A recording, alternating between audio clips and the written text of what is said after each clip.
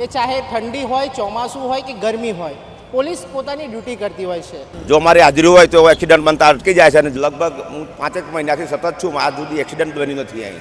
ઘણી પબ્લિક જાણી જોઈને હાથે કરીને બી એવી રીતે પ્રવૃત્તિ કરતી હોય છે કે અમે લોકો ક્રોધમાં આવી જઈએ, આવેશમાં આવી જઈએ, અમારી જોડે હાથાપાઈ કરે કે ભાઈ માથાકૂટ કરે. 99% આકર્ષણ કરવાની ઈરાદે જ આવતા હોય છે. કોઈ કે જ એવા હોય છે તો આમ છતાં થોડુંક શાંત મગજ રાખીને કામ કરવું પડે છે.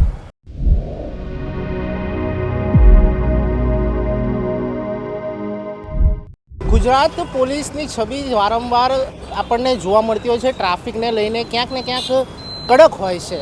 પણ આજે આપણે વાત કરીશું ગ્રાઉન્ડ રિપોર્ટ ઉપર આપણે આવ્યા છીએ ત્યારે પોલીસ કઈ રીતની કામ કરતી હોય છે. 42-45 ડિગ્રીની અંદર એ ચાહે ઠંડી હોય, ચોમાસું હોય કે ગરમી હોય, પોલીસ પોતાની ડ્યુટી કરતી હોય છે.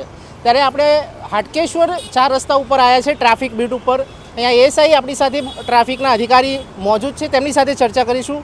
સર, શું નામ છે આપનું? મારું નામ મોહનભાઈ છે. સર, આપ કેટલા વર્ષથી આ પોલીસ ખાતામાં નોકરી કરો છો? આવો 30મું રનિંગ છે મારું અત્યારે. સર, 42 ડિગ્રી ગરમી, પોલીસની કામગીરી ઉપર વારંવાર સવાલો ઉઠવા અને ઘણી વખત એવું પણ થાય છે કેટલું ડિફિકલ્ટ છે પોલીસની નોકરી કરવી. આમાં એવું છે કે 99% લોકો લાયસન્સ હોય તો પીયુસી ના હોય, પીયુસી ના હોય તો હેલ્મેટ ના હોય, જો એને માગીએ તો અમારા પર થોડું ખરાબ વર્તન કરતા હોય છે. અમારું કાયદાનું કામ અમારે કરવું જ પડતું હોય છે. કેટલી ડિફિકલ્ટ છે 42 ડિગ્રીની અંદર, ચાહે ઠંડી હોય, ચોમાસું હોય. અત્યારે તો હાલ તો રજાઓ ગઈ, પોતાનું પણ એક પરિવાર છે, નાનું પરિવાર હોય છે, બાળકો હોય છે. ક્યાંક એમની પણ ઈચ્છા હોતી હોય છે કે ક્યાંક મારા ફાધર કે મધર કે ક્યાંક પરિવાર સાથે ક્યાંક રજાઓ માણવા માટે ક્યાંક નીકળીએ. એવું ક્યારેય થયું છે? એવી કોઈ ઘટના ઘટી છે આટલા 30 વર્ષની લાંબી નોકરીમાં? એવું અમારે ફરજિયાત ડ્યુટી કરવી જ પડતી હોય છે. આ 4 રસ્તા છે હાટકેશ્વર, ટ્રાફિકનું ભારણ વધારે છે. જો મારી હાજરી હોય તો એક્સિડન્ટ બનતા અટકી જાય છે અને લગભગ હું 5 મહિનાથી સતત છું, આજ સુધી એક્સિડન્ટ બન્યું નથી અહીં. આ હાટકેશ્વર 4 રસ્તા છે, અહીંયા એક બ્રિજ હતો, ખૂબ જ ચર્ચામાં રહ્યો. તેના કારણે ટ્રાફિકની સમસ્યાઓ પણ ખૂબ જ જોવા મળતી હતી. છેલ્લા 1.5 મહિનાથી બ્રિજને ઉતારી દેવામાં આવે છે. અત્યારે હાલમાં કેવી પરિસ્થિતિ છે, સ્થાનિકોનું કેવી રીતનું અને ટ્રાફિકને કઈ રીતે મેન્ટેન કરો છો આપ? બ્રિજ ઉતારવા પછી અમારા ડીસીપી સાહેબ કરજણિયા સાહેબ આવ્યા અને એમને ચોકડીની જગ્યાએ બંને બાજુ વચ્ચે પતરા લગાવ્યા છે અને બંને બાજુ અલગ ટ્રાફિક કર્યો છે. અને થોડુંક અમારે કાળજી રાખીએ તો વ્યવસ્થિત ચાલે છે અત્યારે ટ્રાફિક. આપ શું માનો છો કે પોલીસ, કારણ કે આપણે થોડા સમય પહેલાં પણ જોયું કે એક પાલડીમાં એક એવી ઘટના ઘટી કે એક પોલીસ અધિકારીએ પોતાનું એક જે વ્હીકલ લઈને જે લેડીઝ જઈ રહી હતી, લાયસન્સ માગ્યું અને ઉગ્ર થઈ ગઈ, એકદમથી બોલાચાલી થઈ ગઈ અને ગાળાગાળી સુધી વાત પહોંચી ગઈ. પોલીસ અધિકારીઓ પોતાનો કહેવાય કે સંયમ ખોઈ બેસે છે ઘણી વખત, કારણ કે બોલાચાલી થઈ જતી હોય છે, ઘર્ષણ ઉપર ઉતરી જતું હોય.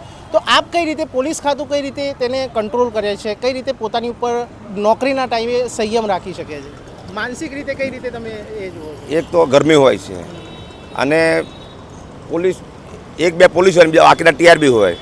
99% આકર્ષણ કરવાની ઈરાદે જ આવતા હોય છે. કોઈ કે જ એવા હોય છે તો આમ છતાં થોડુંક શાંત મગજ રાખીને કામ કરવું પડે છે.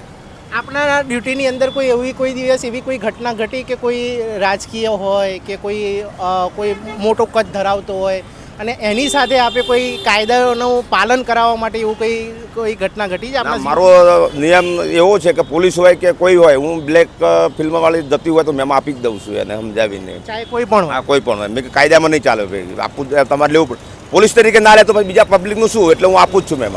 આપણી સાથે અહીંયા ટીઆરબીના જવાન પણ અહીંયા મોજૂદ છે, તેમની સાથે પણ વાત કરીશું. શું નામ છે આપ? મયુરભાઈ.